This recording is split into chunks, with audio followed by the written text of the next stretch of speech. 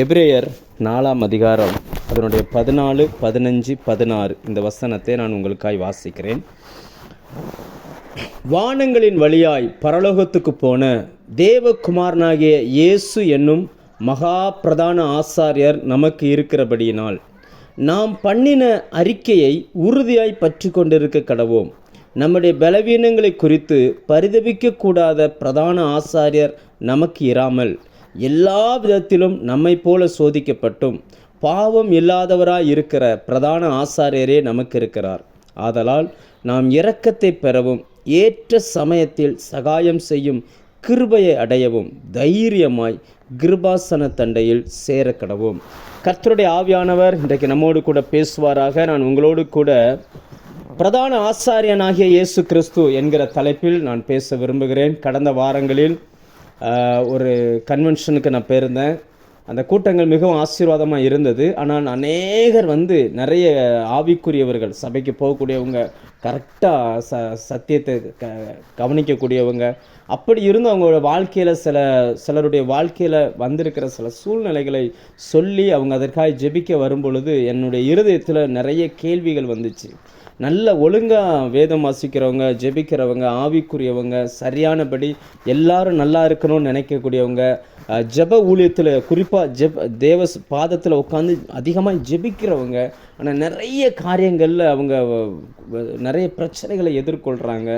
என்ன காரணம், ஏன் அவங்களுடைய வாழ்க்கையில் சில காரியங்கள் இப்படி இருக்குது என்பதை குறித்து அதிகமாக யோசிக்கும் பொழுது ஆவியானவர் இந்த செய்தியை கொடுத்தார். இது எனக்கு மிகவும் பிரயோஜனமாக இருந்தது.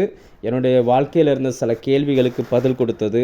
இது உங்களுக்கும் பிரயோஜனமாக இருக்கும் என்று விசுவாசித்து நான் இந்த வார்த்தையை உங்கள் மத்தியில் அறிவிக்கிறேன். ஆவியானவர் திட்டமாக இதை உங்களோடு பேசும்படி சொன்னதுனால இந்த வார்த்தையை நான் அறிவிக்கிறேன். நான் வாசித்த இந்த வேத பகுதியில் இயேசுவை பிரதான ஆசாரியர் என்று குறிப்பிடுகிறது. நாம் வேதத்தில் இப்போ புதிய ஏற்பாட்டின் காலத்தில் வாழ்கிறோம். ஆனால் இந்த பிரதான ஆசாரியர், லேவியர், ஆசரிப்பு கூடாரம் இதெல்லாமே பழைய ஏற்பாட்டில் உள்ளது. அது ஒரு நிழலாக இருக்குது.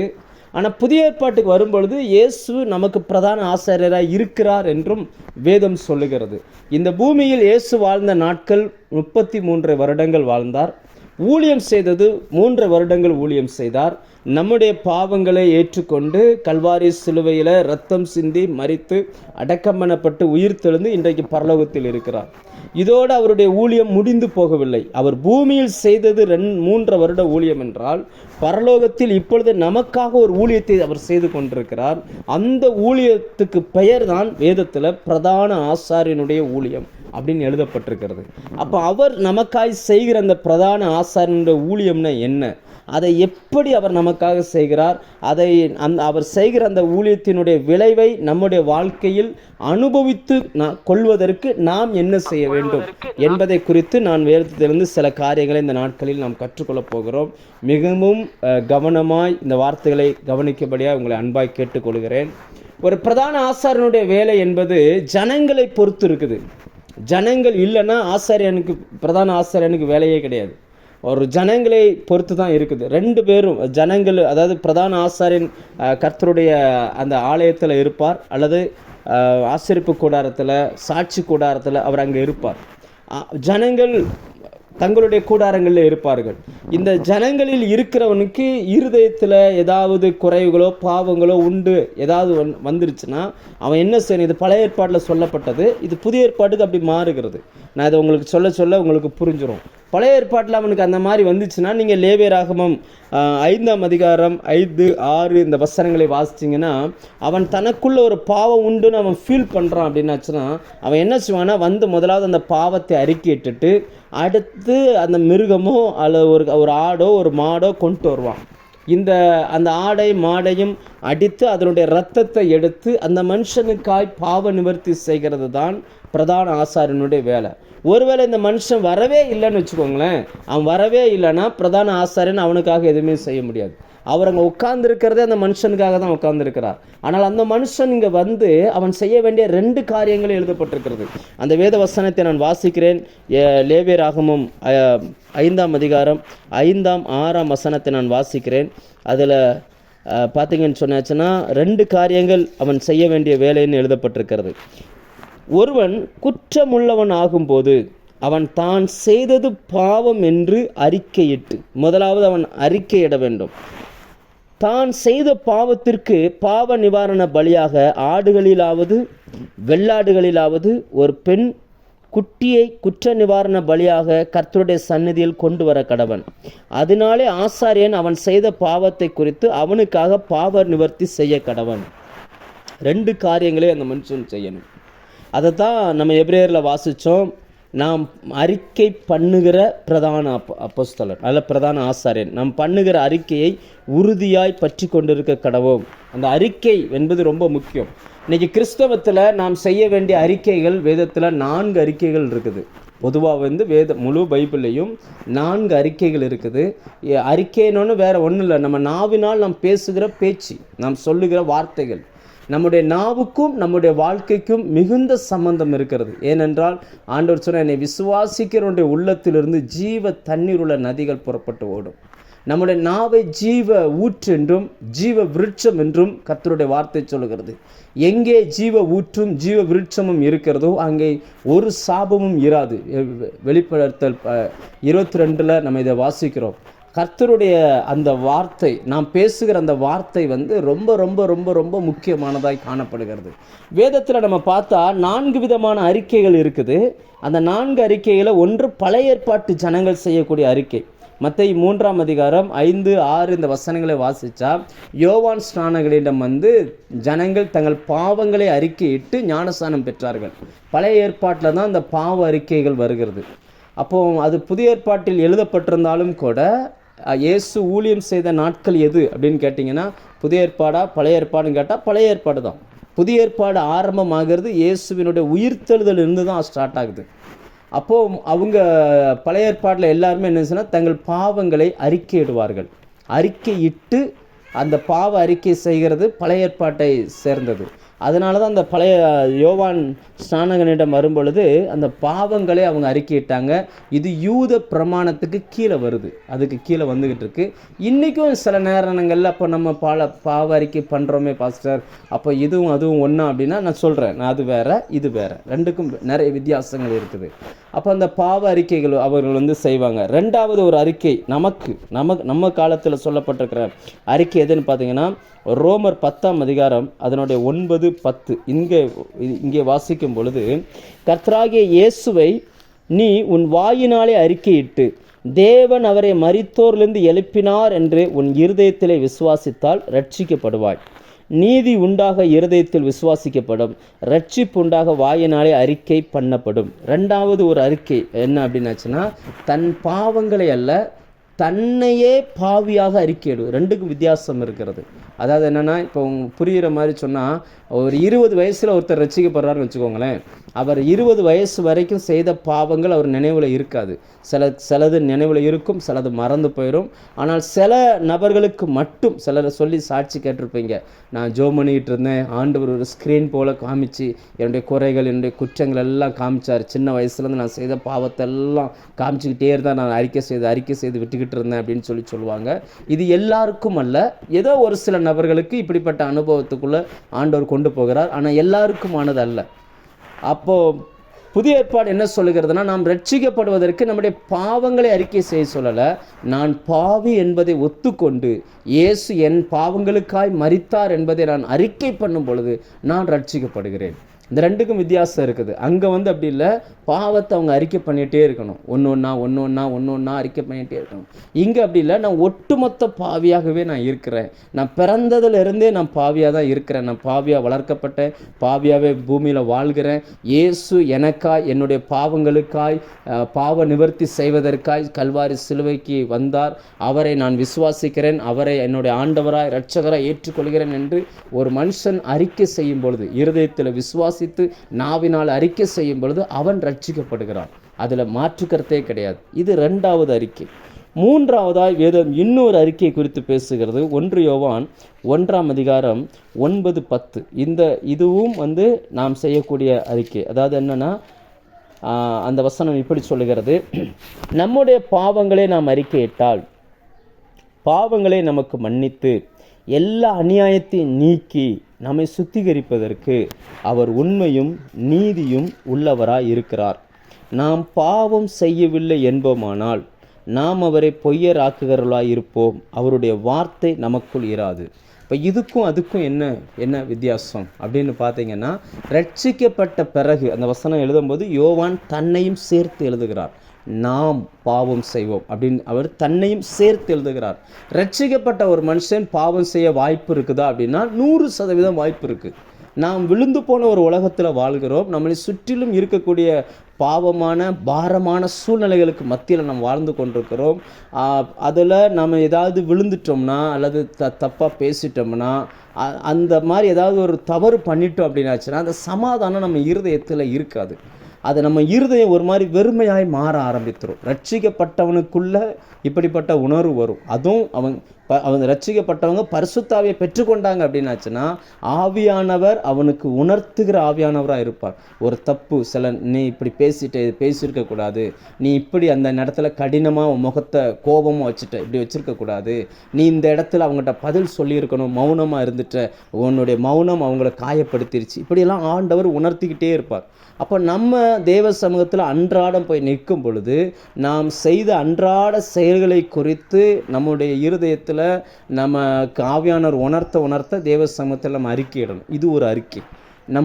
இது அறிக்கையிட இயேசுனுடைய ரத்தம் நம்மை கழுவி அதை சுத்திகரித்துரும். அப்போ இதுக்கும் முதல்ல சொன்னதுக்கும் வித்தியாசம் இருக்குது. முதல்ல சொன்னது அவர்கள் தங்கள் பாவங்களை ஒவ்வொரு நாளும் அறிக்கையிடுவாங்க. அது யூத பிரமாணத்துக்கு கீழே வருது. ஆனால் இது விசுவாச பிரமாணத்துக்கு கீழே வருது. ரெண்டுக்கும் நிறைய வித்தியாசம். அப்போது இப்படி நம்ம அறிக்கை செய்யாமல் இருந்தோம்னா என்ன நடக்கும் அப்படின்னு பார்த்தீங்கன்னா, நம்முடைய இருதயத்தில் அந்த சமாதானமே இருக்காது. எத்தனை முறை பைபிள் படித்தாலும் ஏதோ நியூஸ் பேப்பர் படிக்கிறது போலவே இருக்கும். உள்ளேருந்து ஒரு வெளிச்சம் வராது. ஆவியானவருடைய சத்தத்தை நம்மளால் கேட்க முடியாது. அப்போ வாழ்க்கையில் பார்த்தீங்கன்னா எதையோ ஒன்று மிஸ் பண்ணது போலவே இருக்கும். அவங்களுக்கே தெரியும். நான் நான் அந்த வார்த்தைகளை சொல்லும் பொழுது நீங்கள் அநேகர் இந்த வழியாக கடந்து வந்திருப்பீங்க. எத்தனையோ நேரங்களில் சில நேரங்களில் டக்குன்னு நல்ல சந்தோஷமாக இருப்பாங்க. திடீர்னு அவங்க இருதயத்தில் ஒரு வெறுமையானது போல் அப்படி ஒரு ஃபீல் ஆயிரும். அப்போ ஒன்றை புரிஞ்சுக்கிடணும், ரைட், நம்ம எங்கேயோ ஏதோ ஒரு இடத்துல மிஸ் பண்ணிட்டோம். ஏன்னா பாவமும் பரிசுத்த ஆவியானவரும் ஒன்றா வாழவே முடியாது. அப்போ நம்மளுடைய இருதயத்தில் ஏதாவது கோபமோ எரிச்சலோ அல்லது உள்ளத்தில் தேவையில்லாத விருப்பமோ அல்லது ஒரு இச்சையோ ஏதோ ஒன்று நமக்குள்ளே வந்துருச்சுன்னா ஆவியானவர் நம்மை அப்படியே பாரப்படுத்த ஆரம்பிச்சிருவார். அப்போ நமக்குள்ளே அந்த உணர்வு வரும். தேவ சமூகத்தில் ஜெபிக்கும் போது, ஆண்டவரே எங்கேயோ மிஸ் பண்ணிட்டேன், என்னன்னு தெரியலை, என்னால் சமாதானமாக இருக்க முடியல, எனக்கு நீங்கள் உணர்த்துங்கன்னு சொல்லும் பொழுது ஆவியானவர் உணர்த்த ஆரம்பிப்பார். நாம் அதை அறிக்கை செய்யும் பொழுது இயேசுனுடைய ரத்தம் அதை கழுவி சுத்திகரிக்கும். இதைத்தான் 1 யோவான் 1:9-10 நமக்கு சொல்லப்படுகிறது. இது ரட்சிக்கப்பட்டவர்கள் செய்ய வேண்டிய அறிக்கை. இதை நம்ம கவனமாக இதை நினைவில் வச்சுக்கிடணும். 4வது ஒரு அறிக்கை, இதைத்தான் நான் இன்றைக்கி உங்களோட பேச விரும்புகிறேன். எபிரேயர் 4 அதனுடைய 14வது வசனம். இந்த வசனத்தை நான் வாசித்தோம். மறுபடியும் அந்த வசனத்தை வாசிக்கிறேன். வானங்களின் வழியாய் பரலோகத்துக்கு போன தேவகுமாரனாகிய இயேசு என்னும் மகா பிரதான ஆசாரியர் நமக்கு இருக்கிறபடியினால் நாம் பண்ணின அறிக்கையை உறுதியாய் பற்றி கொண்டிருக்க கடவோம்.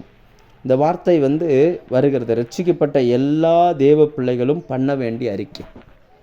ஒவ்வொரு நாள் அந்த ஆசாரியனுடைய ஊழியத்தை அவர் செய்கிறபடினால் அவருக்கு முன்னாடி அவர் நமக்காக ஏதாவது செய்யணும்னா நாம் பண்ணுகிற அந்த அறிக்கை. இதை இன்னும் தெளிவாக எபிரேயர் 10:23 போட்டிருக்கிறாங்க. அந்த வசனத்தையும் சேர்த்து வாசிக்கிறேன். அதுக்கப்புறம் நான் இதை உங்களுக்கு கொஞ்சம் விவரித்து சொல்லும்போது ஓரளவுக்கு நல்லா புரிஞ்சிடும். எபிரேயர் 10ஆம் அதிகாரம் அதனுடைய 20ஆம் வசனத்திலேருந்தே வாசிக்கிறேன். அந்த மார்க்கத்தின் வழியாய் பிரவேசிப்பதற்கு அவருடைய இரத்தத்தினாலே நமக்கு தைரியம் உண்டாயிருக்கிறபடினாலே தேவனுடைய வீட்டின் மேல் அதிகாரியான மகா ஆசாரியர் நமக்கு ஒருவர் இருக்கிறபடினாலும் துர்மனசாட்சி நீங்க தெளிக்கப்பட்ட இருதயம் உள்ளவர்களாயும் சுத்த ஜலத்தால் கழுவப்பட்ட சரீரம் உள்ளவர்களாயும் உண்மையுள்ள இருதயத்தோடும் விசுவாசத்தின் பூரண நிச்சயத்தோடும் சேரக்கடவோம். அல்லாமலும் நம்முடைய நம்பிக்கையை அறிக்கையிடுகிறதில் அசைவில்லாமல் உறுதியாய் இருக்க கடவோம். வாக்குத்தத்தம் பண்ணினவர் உண்மை உள்ளவராய் இருக்கிறாரே. அப்போ அந்த வாக்குத்தத்தம் பண்ணின அந்த வார்த்தைகளை நாம் விசுவாசத்தோடு தைரியமாய் தேவ சமூகத்தில் அறிக்கையிடணும். இன்னைக்கு இயேசு பிரதான ஆசாரியனாக இருக்கிறபடியினால் ஒரு பிரதான ஆசாரியன் ஜனங்களுக்காக நியமிக்கப்பட்டிருக்கிறார். அந்த ஆசாரியன் அங்கே இருப்பார்.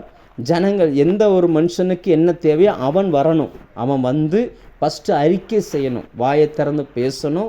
ரெண்டாவது கையில் ஒரு மிருகத்தை அவன் கையில் வச்சுருந்துருக்கணும். அப்போ அந்த அறிக்கையும் ஆசாரியனும், நீங்கள் பைபிளை கவனமாக படித்து பார்த்தீங்கன்னா எங்கெல்லாம் பிரதான ஆசாரியன் வருகிறாரோ அங்கெல்லாம் அந்த அறிக்கையும் சேர்ந்தே வரும். அது பிரிக்கவே முடியாது.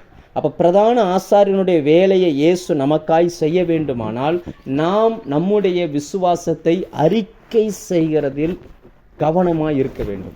விசுவாசித்தேன் ஆகையால் பேசினேன்னு பவுல் சொல்கிறார் இல்லையா? நாம் விசுவாசத்தின் ஆவிய உடையவர்களாக இருக்கிறபடினால் தேவ சமூகத்தில் அந்த அறிக்கை செய்கிறதுல ரொம்ப கவனமாக இருக்கணும். அப்படி எதை அறிக்கை பண்ணணும்னு இந்த வசனம் சொல்லுகிறது அப்படின்னாச்சுன்னா, தேவன் நமக்கு தந்திருக்கிற வாக்கு தத்தங்களை நாம் அறிக்கை பண்ண வேண்டும். அதாவது 1 யோவான் 1:9 அந்த அறிக்கை வேற, இது வேற, அது வேற, இது வேற. இதில் ரொம்ப கவனமாக இருக்கணும். அதனால தான் நான் அந்த 10ஆம் அதிகாரத்தை நான் வாசித்தேன். துர்மனசாட்சி நீங்க தெளிக்கப்பட்ட இருதயம் உள்ளவர்களாக நம்ம பாவங்களை அறிக்கை செய்யும் பொழுது நம்முடைய இருதயம் சுத்தமாக்கப்படுகிறது. அதன் பிறகு நம்ம என்ன செய்யணும்னா, தேவன் நமக்கு தந்திருக்கிற வாக்கு தத்தங்களை எடுத்து நாம் அறிக்கை செய்ய வேண்டும். அந்த அறிக்கை செய்யணும் அப்படின்னாச்சுன்னா, இப்போ எப்படி வச்சுக்கிட்டோமே, உங்களுக்கு புரிகிற மாதிரி சொல்லணும்னா, நம்முடைய அறிக்கை செய்ய கர்த்தர் நமக்கு தந்திருக்கிற தேவன், என்னுடைய பிள்ளைகள் கர்த்தரால் போதிக்கப்பட்டிருப்பார்கள், நானும் என் வீட்டாரும் கர்த்தரையே சேவிப்போம், நானும் என் பிள்ளைகளும் இஸ்ரவேலில் அற்புதங்களாய் அடையாளங்களாய் இருப்போம். இப்படி வார்த்தையை அறிக்கை பண்ண நம்மையும் அறியாமல் என்ன ஆயிரும்னா, ஃபஸ்ட்டு அறிக்கை வரும், ரெண்டாவது ஸ்தோத்திரம் வர ஆரம்பிச்சிடும். அந்த ஸ்தோத்திரத்தை தான் வேதத்தில் பலின்னு சொல்லுகிறது. புதிய ஏற்பாட்டில் வரும்பொழுது ஸ்தோத்திர பலின்னு வேதம் சொல்லுகிறது. அதை இன்னும் ஓசியா 14:2 வாசித்து பார்த்தீங்கன்னா, உதடுகளின் காளை ஆகிய ஸ்தோத்திர பலின்னு வரும்.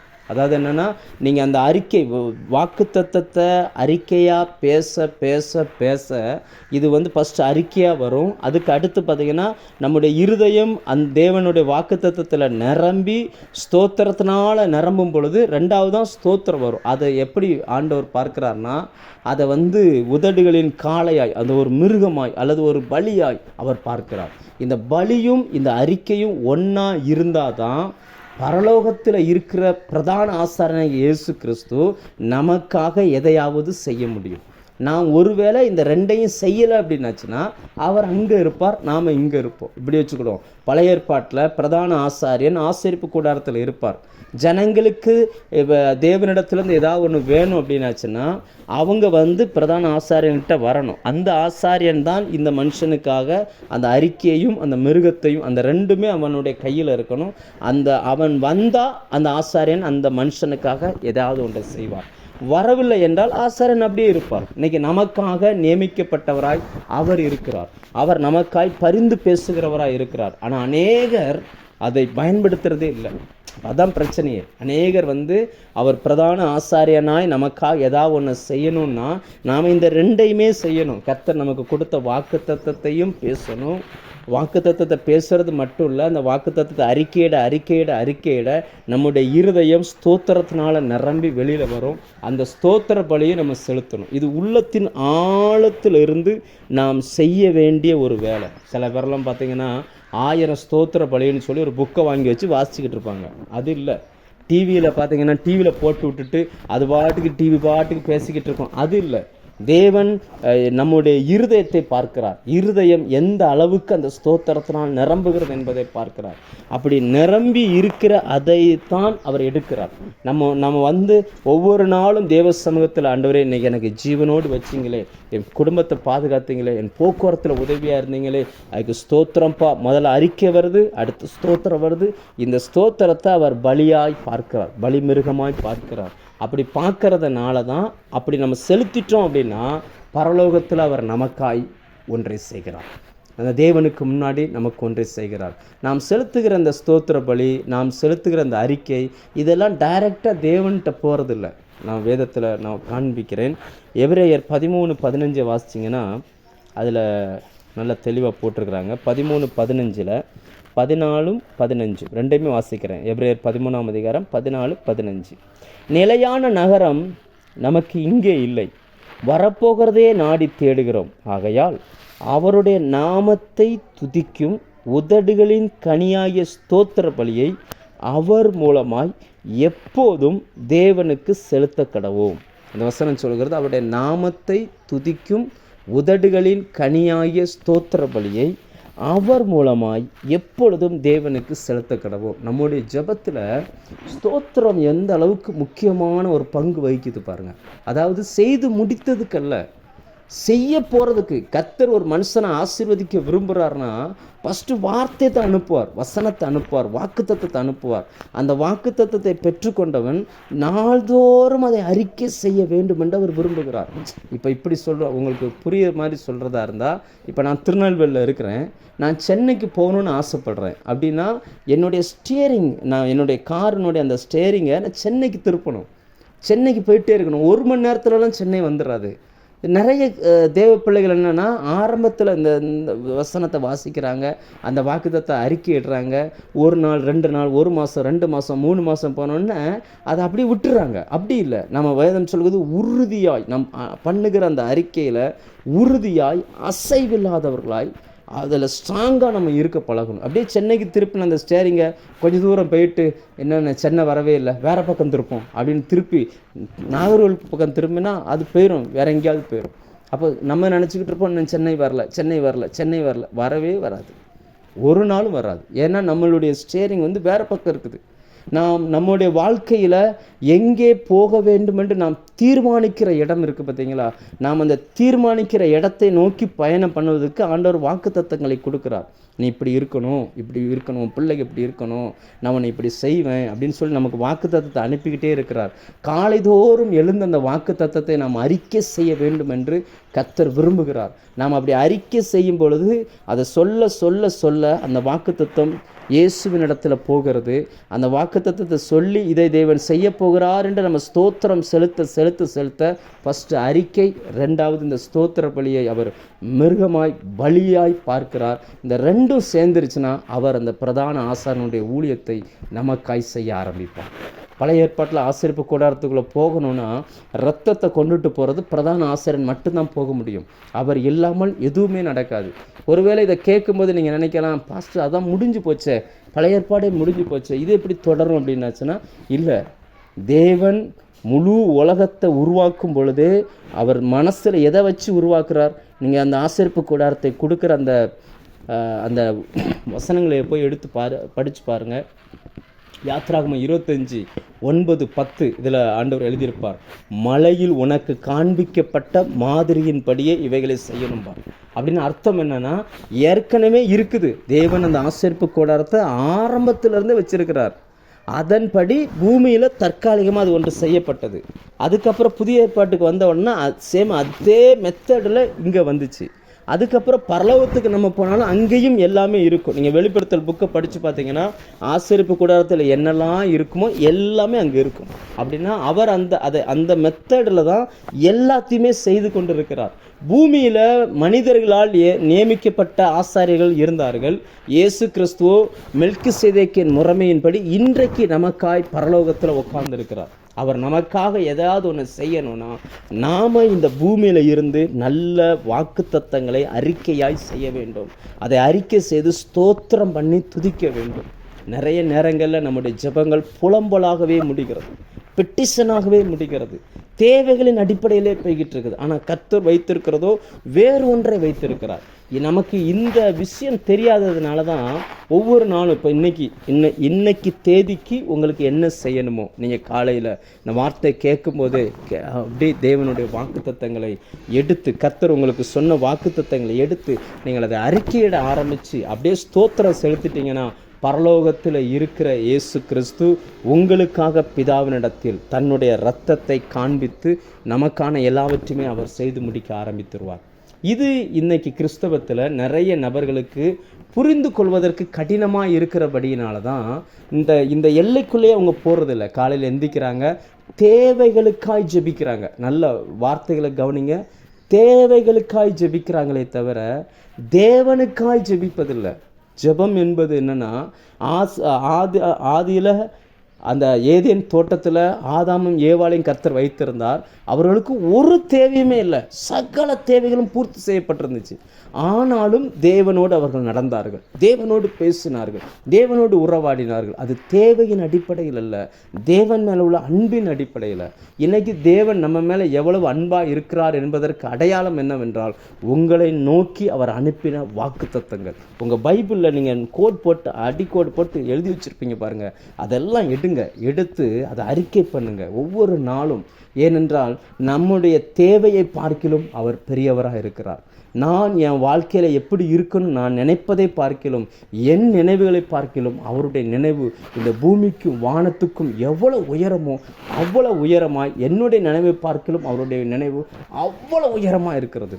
இன்றைக்கி கிறிஸ்தவர்கள், ஆவிக்குரியவர்கள், தேவ பிள்ளைகள் அநேகர் இந்த காரியத்தில் தவறுறாங்க. அவன் தேவ சமூகத்துக்கு வரவே இல்லைன்னா ஆசாரியன் அவர் பாட்டுக்கு இருப்பார், பிரதான ஆசாரியன் அவர் பாட்டுக்கு இருப்பார். அவனுக்காக நியமிக்கப்பட்டவர் தான் ஆசாரியர். அந்த மனுஷன் அறிக்கை செய்து அந்த மிருகத்தை ஒப்பு கொடுக்கவில்லை என்றால் ஆசாரியன் அவர் பாட்டுக்கு இருப்பார். யாருக்கு தேவையோ அவருக்கு அந்த வேலையை செஞ்சுட்டு அவர் போயிட்டே இருப்பார், அவ்வளோதான். இன்னைக்கு நம் எல்லாருக்காக ஒரு பிரதான ஆசாரியன் அவர் உட்கார்ந்துருக்கணும். அவரை வேலை செய்ய வைக்கிறதும், அவரை வேலை செய்ய விடாமல் உட்கார்ந்திருக்க வைக்கிறதும் யாருடைய கருத்தில் இருக்குன்னா நம்ம கருத்தில் இருக்கு.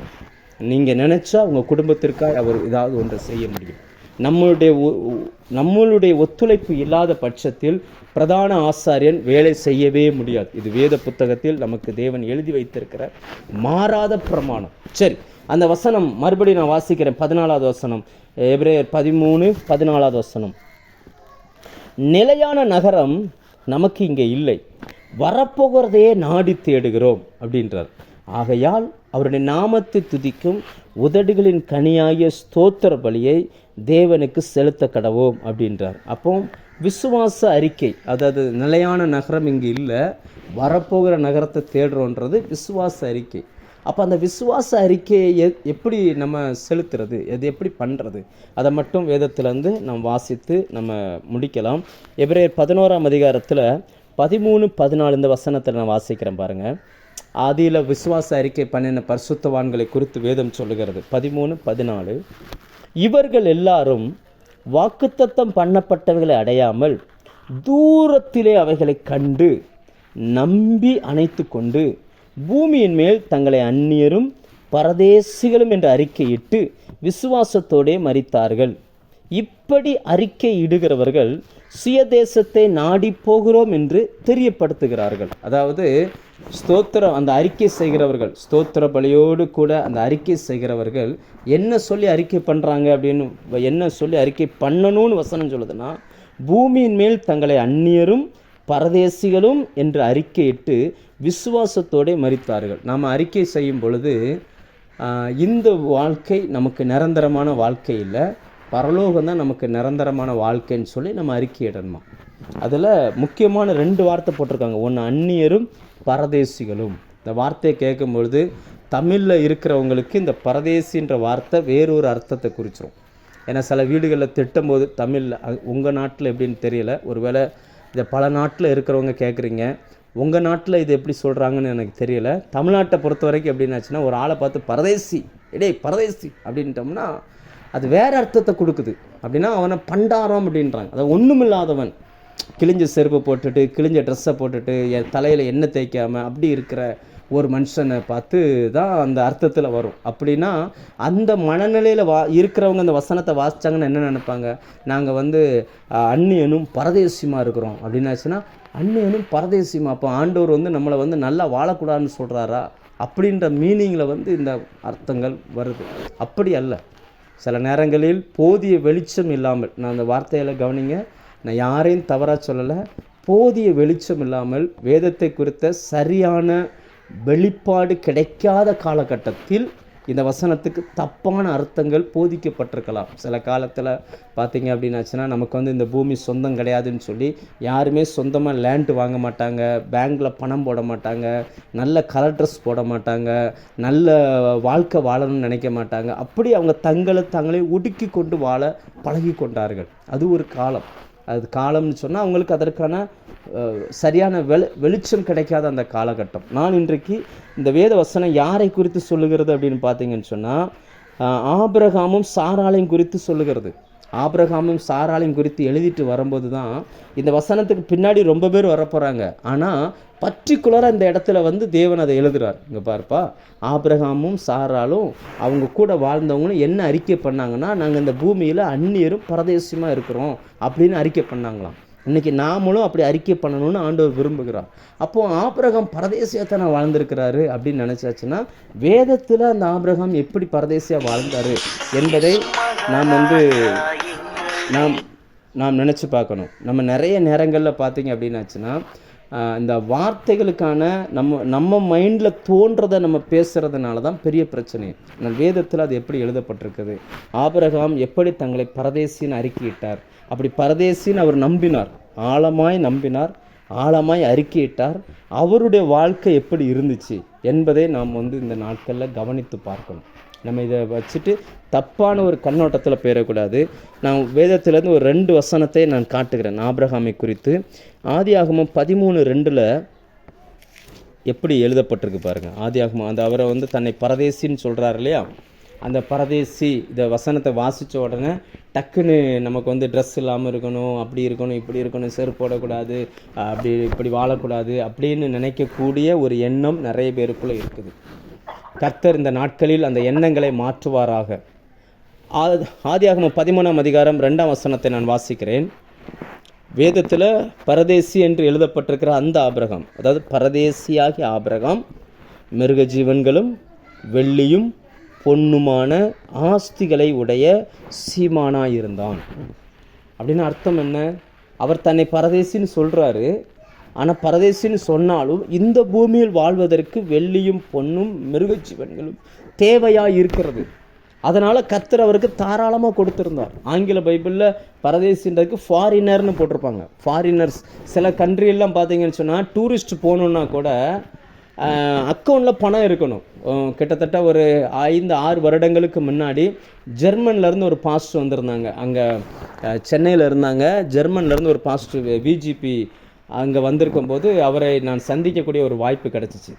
அப்போது அவரை சந்திக்கும்போது அவருக்கு என்னை ரொம்ப பிடிச்சிருச்சு. அவர் சொன்னார், நீங்கள் ஜெர்மனுக்கு வாங்க அப்படின்னாரு. ஜெர்மனுக்கு நீங்கள் வந்துடலாம் அப்படின்னாரு.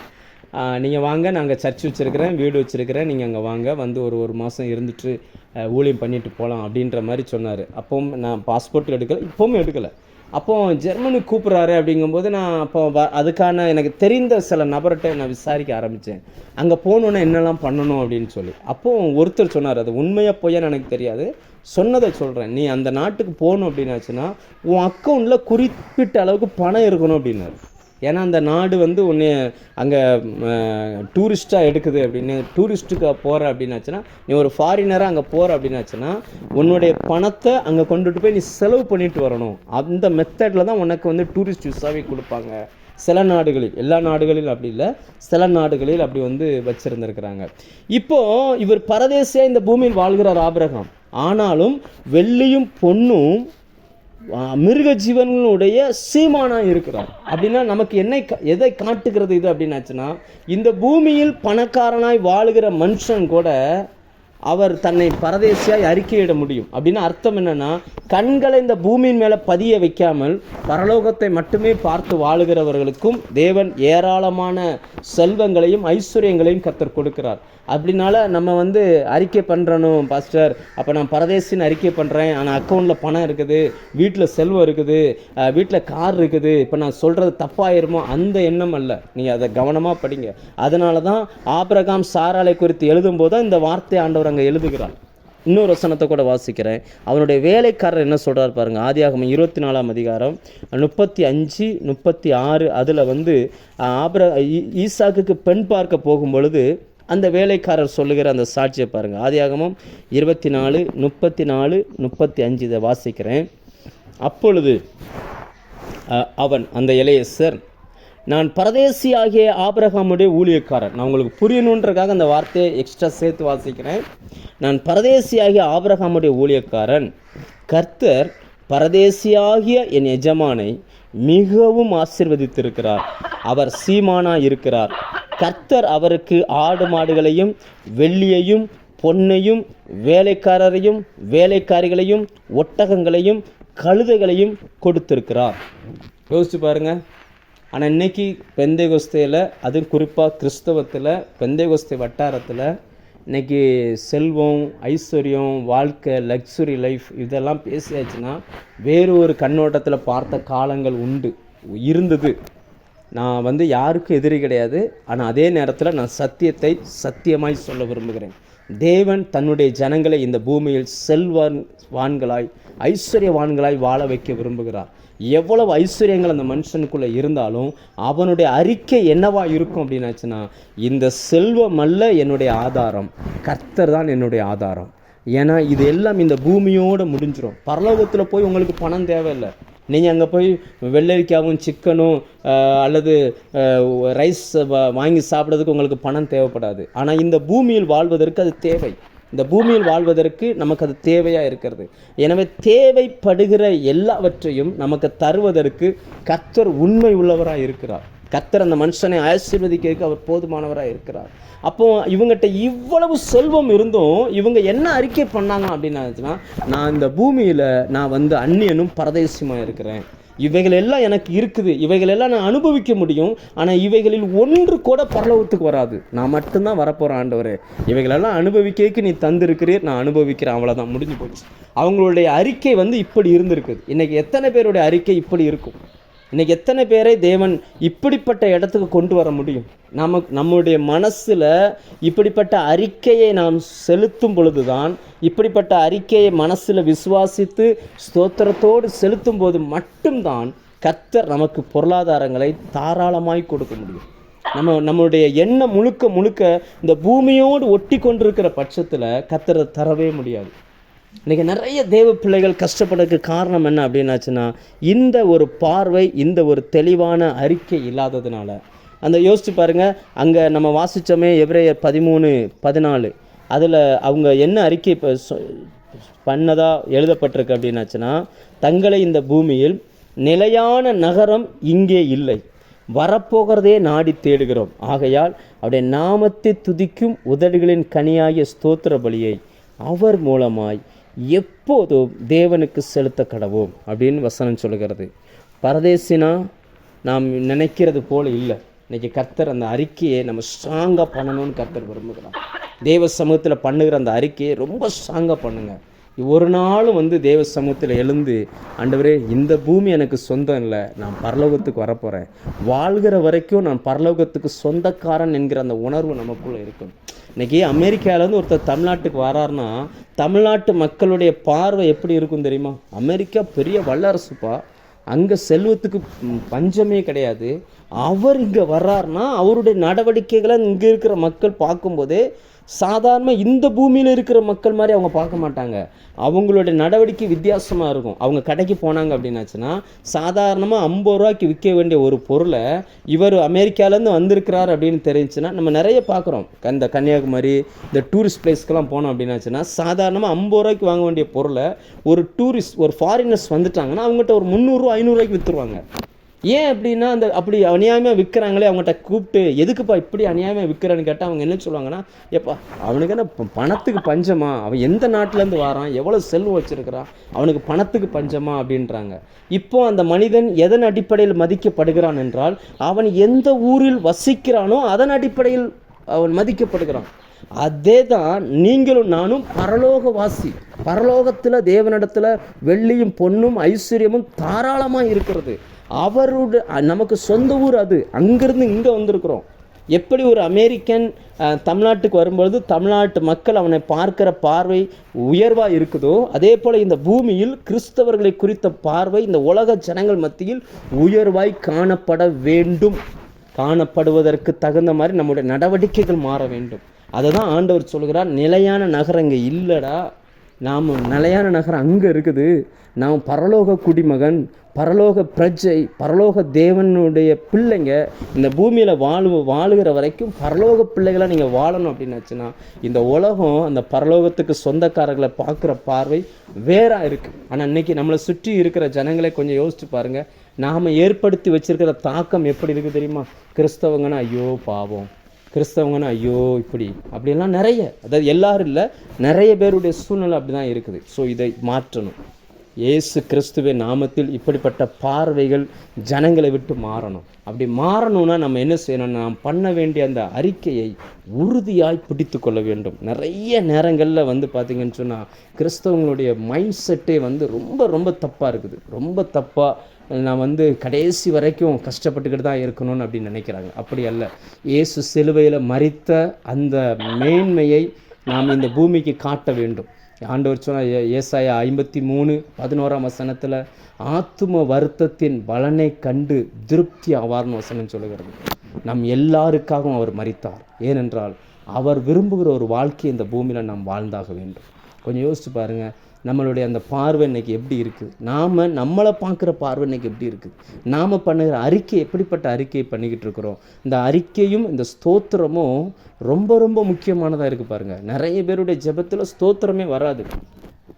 ஏன்னா அவங்களுக்கு எதிர்கால தேவை குறித்து நீங்கள் ஜெபம் பண்ணிகிட்டு இருந்தீங்கன்னா ஸ்தோத்திரம் எப்படி வரும்? நீங்களும் கொஞ்சம் நிதானிச்சு பாருங்கள். எனக்கு வீடு வேணும் ஆண்டவரே, எனக்கு அது வேணும் ஆண்டவரே, இது வேணும் ஆண்டவரே, அது வேணும் ஆண்டவரேன்னு சொல்லும்போது ஸ்தோத்திரம் வராது. அதுக்கு பதிலாக கர்த்தர் எனக்கு செழிப்பான வாழ்க்கை வச்சுருக்கிறீங்க, அதுக்காக உமக்கு ஸ்தோத்திரம். நம்ம எப்போவுமே எதிர்காலத்தில் தேவன் சொன்ன வார்த்தையை சொல்லும்போது மட்டும்தான் இந்த ஸ்தோத்திரமே நமக்குள்ளேருந்து புறப்பட்டு வரும். நிறைய ஜெபங்களில் ஸ்தோத்திரங்கள் ரொம்ப கம்மியாக இருக்குது. அப்படியே சொன்னாலும் உள்ளத்தின் ஆழத்திலிருந்து அவைகள் சொல்லப்படாமல் இருக்கிறபடியினால் அவைகளின் பிரயோஜனம் இல்லாமல் போயிடுது. ஆபிரகாமுடைய வாழ்க்கையை பாருங்கள். அவர் எவ்வளோ பெரிய செல்வ சீமான், இலவசமாக ஒன்றுமே வாங்கலை பாருங்கள். தன் மனைவி அடக்கம் பண்ணுறதுக்கு அந்த பட்டணத்து மக்கள் சொல்கிறாங்க, இதெல்லாம் ஒரு மேட்ரு ஐயா, நீங்கள் எடுத்துக்கோங்கய்யா அப்படின்னு சொல்லும்போது கூட ஆபிரகாமுடைய ஸ்டேட்மெண்ட் என்னென்னா, இல்லை இலவசமாக நான் வாங்க மாட்டேன். அந்த நல்ல உயரிய குணங்கள் இன்றைக்கி நம்மக்கிட்ட இருக்கணும். இன்றைக்கி நம்ம தேவனுடைய பிள்ளைகள், தேவன் யார் என்பதற்கு இந்த பூமியில் நீங்களும் நானும் சாட்சிகள். நாம் எப்படி நடந்துக்கிட்டு இருக்கிறோம்? எனக்கு அந்த அறிக்கை இடுகிற அந்த அறிக்கை எப்படிப்பட்ட அறிக்கையாக இருக்குது? அந்த விசுவாசத்தை நாம் அறிக்கையிடுவதில் ரொம்ப கவனமாக இருக்கணும். நிறைய பேர் இதில் தவறு பண்ணுறதுனால தேவனால் அவர்களுக்கு எதுவுமே செய்ய முடியாமலே போய்கிறது. இந்த சத்தியம் அவருடைய கண்களை திறக்கணும். இன்றைக்கி நல்லா புரிஞ்சுக்கிடணும். நாம் அறிக்கை பண்ணணும். நாம் அறிக்கை பண்ணுகிற பிரதான அப்போஸ்தலன், நாம் அறிக்கை பண்ணுகிற பிரதான ஆசாரியர். அதனால தான் அந்த எபிரேயர் 4ஆம் அதிகாரம் அதனுடைய 15ஆம் வசனம் சொல்லும், நம்மை போல் எல்லா விதத்திலும் சோதிக்கப்பட்டோம். 15ஆம் வசனம், நம்முடைய பலகீனங்களுக்கு குறித்து பரிதபிக்கக்கூடாத பிரதான ஆசாரியர் நமக்கிராமல் எல்லா விதத்திலும் நம்மை போல சோதிக்கப்பட்டோம், பாவம் இல்லாதிருக்கிற பிரதான ஆசாரியரே நமக்கு இருக்கிறார். ஆதலால் நாம் இரக்கத்தை பெறவும் ஏற்ற சமயத்தில் சகாயம் செய்யும் கிருபை அடையவும் தைரியமாய் கிருபாசன தண்டையில் சேரக்கடவும். தைரியமாக தேவ சமூகத்துக்கு நம்மளால் போக முடியும். நம்ம நிறைய நேரங்களில் அந்த விசுவாசத்தை அறிக்கை எடுக்கல ரொம்ப சோர்ந்து போயிடுறாங்க. நிறைய நபர்கள் பார்த்திங்கன்னா ஆரம்பத்தில் நல்ல அறிக்கை செய்வாங்க, 1 மாதம் 2 மாதம், அதுக்கப்புறம் விட்டுருவாங்க. இப்போ ஒரு சர்ச்சுக்கு போகிறாங்க, இப்படி வச்சுக்கிடுமே, இப்போ என்னைய வச்சு நான் சொல்கிறேன், சர்ச்சுக்கு வர்றாங்க, ஞாயிற்றுக்கிழமை ஒரு வசனத்தை சொல்லி அனுப்புகிறோம், இப்படி இருங்க, கர்த்தர் இப்படி வைக்க போகிறாரு அப்படின்னு சொல்லி, அன்னைக்கு ஓகே. அடுத்த 6 நாளும் பார்த்திங்கன்னா அதை விட்டுருவாங்க. காலையில் எந்திரிச்சோன்னா அந்த கேட்ட வசனத்தை மறந்துடுவாங்க. அவங்க நடைமுறை வாழ்க்கையை பார்ப்பாங்க, அவங்க பண தேவையை பார்ப்பாங்க, பிள்ளைகளுடைய தேவையை பார்ப்பாங்க. இவங்க எந்திரிச்சு ஆண்டவர் எனக்குன்னு வைத்திருக்கிற மேலான பரலோக வாழ்க்கை, நான் தேவன் எனக்கு வைத்திருக்கிற நல்ல எதிர்காலங்கள், கர்த்தர் எனக்கு வைத்திருக்கிற செழிப்பான காலங்களை அந்த அறிக்கை செய்கிறத விட்டுட்டு, ஆண்டவரே இது இல்லை, அது இல்லை, அது இல்லை, அது இல்லை. இப்போ என்னாச்சுன்னா, சென்னைக்கு நேராக போன அந்த காரு அப்படியே திரும்பி தூத்துக்குடி பக்கமோ அல்லது நாகர்கோவில் பக்கமோ அல்லது தென்காசி பக்கமோ திரும்பிடுது. அடுத்த 6 நாள் கழித்து மறுபடி சர்ச்சுக்கு வருவாங்க. மறுபடி வரும்பொழுது மறுபடி இந்த வசனத்தை சொல்லி அவங்கள மறுபடி சொல்லும்போது அப்படியே திருப்பி விடுகிறோம். திரும்ப திரும்ப திரும்ப திரும்ப மறுபடி மறுபடி மறுபடி இந்த காரியங்களில் போய் அநேக தேவ பிள்ளைகள் தங்கள் வாழ்நாளை வீணடித்து போடுகிறார்கள். அதனால் அதனுடைய விளைவு எப்படி மாறி போகிறது அப்படின்னு பார்த்தீங்கன்னு சொன்னால், அவங்க போக வேண்டிய அந்த பயணத்தை பாதியிலே நிறுத்துகிறாங்க. சில பேர்லாம் பார்த்திங்கன்னா 30 வருஷம் 40 வருஷம் ஆயிடுச்சு ரட்சிக்கப்பட்டு, ஆனாலும் அவங்களுடைய அந்த இலக்கு இருக்குல்ல, அந்த இலக்கு எதை நோக்கி இருக்குது அப்படின்னு பார்த்தீங்கன்னா, ஆரம்பத்தில் சரியாக ஆரம்பித்தவங்க, ஆவியில் ஆரம்பித்தவங்க முடியும் போது மாம்சத்தில் கொண்டு போய் முடிக்கிறாங்க. ஆனால் வேதம் அப்படி சொல்லவில்லை. நாம் பண்ணுகிற அந்த அறிக்கையை உறுதியாய் பற்றி கொண்டிருப்போம். நாள்தோறும் தேவ சமூகத்தில் அறிக்கையிடுவோம். இயேசு எனக்காக வேலை செய்யணுமா, வேலை செய்ய வேண்டாமா, யார் தீர்மானிக்கிறது அப்படின்னாச்சுன்னா, அவர் வேலை செய்வதற்கு எப்பொழுதும் ஆயத்தமாக இருக்கிறார். ஆனால் அதை தடை பண்ணுகிறது யாருன்னு பார்த்தா நான் தான். நான் என்னுடைய அறிக்கையை செலுத்தணும், என்னுடைய ஸ்தோத்திர பலியை செலுத்தணும். இந்த ரெண்டுமே இருக்கணும். அந்த அறிக்கையும் இருக்கணும், அந்த காலையும் இருக்கணும். ரெண்டும் இருந்தால் தான் பிரதான ஆசாரியன் வேலை செய்ய முடியும். நிறைய பேர்கிட்ட அறிக்கை இருக்கும், காலை இருக்காது. நிறைய பேர் ஸ்தோத்திரம் சொல்ல மாட்டாங்க உள்ளத்தின். ஏன்னா அந்த வாக்கு தத்தத்தை அவங்க அறிக்கை பண்ணும்போது தானே ஸ்தோத்திரம் வரும். நிறைய பேருக்கு அந்த ஸ்தோத்திரமே வரமாட்டேங்குது. பார்த்தீங்கன்னா தந்ததுக்கு சொல்கிறாங்களே தவிர வரப்போகிறதுக்கு என்ன செய்யலை சொல்லணும். அதனால தான் அந்த வசனம் சொல்கிறது, ஸ்தோத்திர பலியை எப்பொழுதும் செலுத்துங்க, எப்பொழுதும் செலுத்துங்க. நிறைய நபர்களுடைய வாழ்க்கையை இந்த நாட்கள் நம்ம பார்க்குறோம். நம்ம நிச்சயமாக நம்முடைய வாழ்க்கை மாறணும். தேவன் தன்னை பரியாசம் பண்ண ஒட்டார். மனிதன் எதை விதைக்கிறானோ அதை அறுப்பான். தேவ சமூகத்தில் நம்ம எதை விதைத்திருக்கிறோம், எதை தேவ சமூகத்தில் விதைத்திருக்கிறோமோ அது நம்முடைய வாழ்க்கையில் நிச்சயமாய் அறிக்கை செய்யப்படும், அதாவது அறுக்கப்படும். இந்த நாட்களில் இந்த சத்தியத்தை கேட்டுக்கொண்டிருக்கிற நம்ம வாழ்க்கையை கொஞ்சம் யோசித்து பாருங்கள். உங்களுக்கு ஒருவேளை சரீரத்தில் பலகீனம் இருக்கலாம், நோய் இருக்கலாம், அல்லது பிள்ளைகளுடைய வாழ்க்கையை குறித்த பயம் இருக்கலாம், அல்லது எதிர்காலத்தை குறித்த என்ன வேணாலும் இருக்கலாம். பயப்பட தேவையே இல்லை.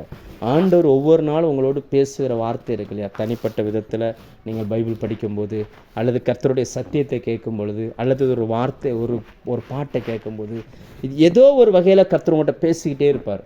அப்போ அதெல்லாம் நீங்கள் நோட் பண்ணி வச்சுட்டு டெய்லி அதை எடுத்து அறிக்கை பண்ண ஆரம்பிங்க. இந்த அறிக்கை பண்ண ஒரு 10 நிமிஷம் அறிக்கை பண்ணிட்டீங்கன்னா அடுத்து உள்ளுக்குள்ளேருந்து ஸ்தோத்திரம் ஆட்டோமேட்டிக்காக வர ஆரம்பிச்சிடும். அதைத்தான் பிரதான ஆசாரியன் அந்த 2 வந்தோடனே தான் அவர் நமக்காக வேலையே செய்வார். அது வந்தால் தான் அவர் நமக்காய் பரிந்து பேசவே ஆரம்பிப்பார். அது வந்தால் தான் அவர் நமக்காய், நீங்கள் எதுக்காக நம்ம பண்ணக்கூடிய எல்லா அறிக்கையும் எல்லா ஸ்தோத்திரமும் இயேசுவிடம் தான் போகிறது. அவர் மூலமாகத்தான் பிதாவுக்கு போகிறது. அப்போ அதை நம்ம அங்கே போகலான்னு வச்சுக்கிடுவோம். இப்படி வச்சுக்கிடுவோம், ஸ்தோத்திர பலியே செலுத்தலை, ஒருத்தர் ஜெபம் மட்டுமே பண்ணிக்கிட்டு இருக்கிறார், அதை அப்படி வச்சுக்கிடுவோம். அறிக்கை ஜெபம் வச்சுக்கிடுவோம், ஜெபம் மட்டுமே பண்ணிக்கிட்டு இருக்கிறார், ஸ்தோத்திரமே செலுத்தலை. அப்போ இது பிரதான ஆசிரியனை வேலை செய்ய வைக்குமா அப்படின்னா வேலை செய்ய வைக்காது. இந்த ரெண்டுமே இருக்கணும். அந்த காளையினுடைய அந்த ரத்தம் அது வேணும். அப்போ நம்ம ஸ்தோத்திரம் பண்ண அது உதடுகளின் காளையாக, ஓசியா 14:2 பார்க்குறோம், உதடுகளின் காளையாகிய ஸ்தோத்திர பலியை செலுத்துவோம் அப்படின்றார். அப்பொழுது எங்கள் உதடுகளின் காளை. சாலமோன் 1000 காளைகளை செலுத்தினாராம். 1000 காளை செலுத்தினோன்னே வானத்திலிருந்து அக்கினி இறங்கி அந்த பலிபீடத்தில் எரிய ஆரம்பித்தது. எலியா ஒரு காளை தான் செலுத்தினார். ஆனால் அந்த செலுத்துறதுக்கு முன்னாடி அந்த பலிபீடத்தை செப்பனிட்டு ஒரு மனுஷனாக இருந்தாலும் அந்த ஒரு காளையை செலுத்தி முடித்தோடனே வானத்திலிருந்து அக்கினி இறங்கி வந்தது. இன்றைக்கி தேவ சமூகத்தில் நம்ம பலி செலுத்தும்படி வந்திருக்கிறோம். ஆனால் நம்ம எத்தனை பேர் இந்த உதடுகளின் கனியாகிய ஸ்தோத்திர பலியை செலுத்துகிறோம்? எத்தனை பேர் விசுவாசத்தை அறிக்கை பண்ணுகிறோம்? என் சரீரத்தில் பலகீனம்தான், ஆனால் கர்த்தர் சொல்லியிருக்கிறார், என்னை செழுமையும் புஷ்டியுமாக வாழ வைப்பேன்னு சொல்லியிருக்கிறார். நம்ம அதை சொல்லும் பொழுதும் நமக்குள்ளே அந்த ஸ்தோத்திரம் எழும்பி வரும்.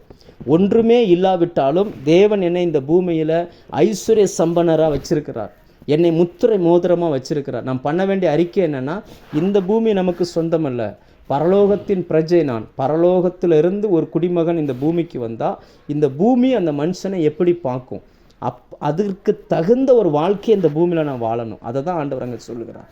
அதுக்கு தான் நான் சொன்னேன், ஒரு அமெரிக்க குடிமகனோ அல்லது இங்கிலாந்துலேருந்து ஒருத்தங்களோ ஒரு வளர்ந்த நாடுகளிலிருந்து ஒருத்தரோ வரும் பொழுது இந்த பூமியில் சாதாரண ஊரில் இருக்கக்கூடியவங்க அவங்கள எப்படி ட்ரீட் பண்ணுறாங்க, அவங்கள எப்படி பார்க்குறாங்க, அதற்கு தகுந்தபடி அவங்களுடைய வாழ்க்கை அமையணும். நீங்கள் யோசிச்சு பாருங்கள், ஒரு வெளிநாட்டுக்காரன் இங்கே தர்மம் எடுக்கிற மாதிரி வாழ்ந்துக்கிட்டு இருந்தான்னா இந்த ஜனங்கள் அந்த ஊர் அது அவனுக்கு அவமானம் அல்ல, அவன் ஊருக்கு அவமானம், அவன் பட்டணத்துக்கு அவமானம், அவனுடைய தேசத்துக்கு அவமானம். அதனால தான் வரும்பொழுதே அவங்க கையில் கொஞ்சம் கேஷ் வச்சுருக்கணும். அவங்க வாழ்க்கை, அவங்க இங்கே எப்படி எங்கே தங்குறாங்க, இங்கே எப்படி செலவு பண்ணுறாங்க, என்ன பண்ணுறாங்க, எல்லாமே இங்கே அந்த நாட்டினுடைய அந்த எம்பசி கண்காணிச்சுக்கிட்டே இருக்கும். அதே தான் நம்ம அறிக்கை எப்போவுமே நாம் இந்த பூமிக்கு உரியவர்கள் அல்ல, பரலோகத்துக்கு உரியவர்கள். பரலோகம் எப்படி இருக்கும் என்பதை இந்த பூமியில் பார்க்கணும். இப்போ இயேசு கிறிஸ்து வரும்பொழுது, இந்த பூமிக்கு வரும்பொழுது அவர் எப்போவுமே நானும் பிதாவும் ஒன்றாக இருக்கிறோம் என்பதை அறிக்கையிட்டுக்கிட்டே இருந்தார். நானும் பிதாவும் ஒன்றாக இருக்கிறோம். அவர் பண்ண ஜெபத்தை பாருங்கள். அவர் அடிக்கடி ஸ்தோத்திரம் செலுத்துவார். 5 அப்பத்தை 2 மீனை எடுத்து வானத்தை அண்ணாந்து பார்த்து ஸ்தோத்திரம் பண்ணார். அப்படியே பெருக ஆரம்பிச்சிச்சு. நம்ம அறிக்கையிடணும், ஸ்தோத்திரம் பண்ணணும். அதனால் இயேசுவை பார்த்தவங்களுக்கு அவருடைய ஊழியங்களுக்கான தேவைகளை எல்லாம் பரலோகம் எப்படி சந்தித்தது, அவருடைய சரீர சுகம் எப்படி இருந்துச்சு, அவருடைய பேச்சு எப்படி இருந்துச்சு, அவருடைய ஊழியத்தின் வளர்ச்சி எப்படி இருந்துச்சு, அவர் தங்கியிருந்த இடம், அவர் கூட 120 பேர் எப்போவுமே இருப்பாங்களாம். 120 சீசர்களுக்கும் ஒரு நபராக இருந்து சாப்பாடு கொடுத்துருக்கிறார். 3 வருஷம் அவருடைய ஊழியத்தினுடைய அந்த வளர்ச்சி எப்படி இருந்துச்சு, அதே தான் இன்றைக்கி நம்மக்கிட்டையும் கர்த்தர் எதிர்பார்க்கிறார். நாமும் அப்படி வாழ முடியும். அப்படி வாழ வைக்க வேண்டிய இடத்துல தான் கர்த்தர் இருக்கிறார். நாம் அதை அறிக்கையிட்டு ஸ்தோத்திரம் செலுத்தோம்னா பரலோகம் நமக்கு அதை தருவதற்கு உண்மை உள்ளதாக இருக்குது. அவரை சரியாக இந்த பூமிக்கு காட்டுவோம். இயேசுனா யார் என்பதை நம்ம கூட இருக்கிறவங்களுக்கும், வேலை செய்கிற இடத்துக்கும், நம்ம கூட ட்ராவல் பண்ணுறவங்களுக்கும், நம்மளை சுற்றி இருக்கிற ஜனங்களுக்கும் சரியாய் நீங்கள் காட்டணும்னா அவர் பிரதான ஆசாரியனாய் நமக்காய் இன்றைக்கு வேலை செய்யணும். அந்த பிரதான ஆசாரியனை வேலை செய்ய வைக்க வேண்டிய பொறுப்பை கர்த்தர் நமக்கு கொடுத்திருக்கிறார். நாம் செய்ய வேண்டிய அந்த அறிக்கையை சரியாய் செய்து, நாம் செலுத்த வேண்டிய உதடுகளின் காளையாகி அந்த ஸ்தோத்திர பலியை சரியாய் செலுத்துவோமானால் அவர் நமக்காய் வேலை செய்வார். அவர் பரலோகத்தில் என்ன வேலை செய்கிறாரோ அதுதான் இந்த பூமியில் நம்மை சுற்றிலும் இயங்க ஆரம்பிக்கும். நம்மை சுற்றிலும் எதுமெல்லாம் இல்லையோ எல்லாமே நடக்க ஆரம்பிக்கும். அப்போ நம்மளுடைய பங்கு இதில் என்ன அப்படின்னாச்சுன்னா, வாயை திறந்து தேவன் தந்த வாக்குத்தத்தங்களை அறிக்கை பண்ணி அதை ஸ்தோத்திரம் பண்ணி அதை தேவனுக்கு தெரியப்படுத்துறது ஒன்று தான். இயேசு கிறிஸ்துவின் நாமத்தில் அவருக்கு தெரியப்படுத்துகிற அந்த ஒரு காரியத்தில் இவ்வளவு ஆசீர்வாதங்களையும் கர்த்தர் வைத்திருக்கிறார். அதற்கு உதாரணமாகத்தான் தேவன் ஆபிரகாமை இந்த பூமியில் வாழ வைத்திருந்தார். நாம் அந்நியரும் பரதேசிகளுமாக தான் வாழ்கிறோம். ஆனால் அதே நேரம் பரலோக குடிமகனாய் நாம் வாழ்கிறோம். இந்த உலகத்தில் மற்றவங்க எல்லாரை பார்க்கிறோம், தேவ பிள்ளைகள் தான் உயர்ந்த ஸ்தானத்திலையும் உயர்ந்த இடத்திலையும் இருக்க வேண்டும் என்று தேவன் விரும்புகிறார். தேவன் எல்லாரை பார்க்கிறோம் எப்படி உயர்ந்திருக்கிறாரோ அவருடைய பிள்ளைகளையும் அப்படி உயர்த்தி வைக்க விரும்புகிறார். இந்த காலை வேளையில் இந்த கர்த்தருடைய சத்தத்தை கேட்ட அத்தனை பேருக்கும் அப்படிப்பட்டதான வாழ்க்கையை கர்த்தர் உங்களுக்கு தருவாராக. நீங்கள் கையிட்டு சேர எல்லா தொழிலையும் சாதாரண உலக மனிதர்களுக்கு வருகிற லாபங்களை பார்க்கிலும் 1000 மடங்கு லாபங்களையும் நல்ல வருமானங்களையும் செல்வ செழிப்பையும் கர்த்தர் உங்களுக்கு தருவாராக. நீங்களும் ஆபிரகாமை போல இந்த பூமியில் எங்களுக்கு இருக்கிற அந்த சொத்துக்கள் எல்லாம் எங்களுடையதல்ல ஆண்டவரே, எங்களுடைய வாழ்க்கை பரலோகத்தில் இருக்குது என்கிற அந்த மனநிலையோடு அந்த அறிக்கையை நாம் சரியாய் செய்வோமே ஆனால் நமக்காய் நம்முடைய பிரதான ஆசாரியராய் இயேசு வேலை செய்வார். நம்முடைய வாழ்க்கை செழித்திருக்கும். கர்த்தர் இந்த வார்த்தைகளை உங்களுக்கு ஆசீர்வாதமாய் மாற்றி தருவாராக.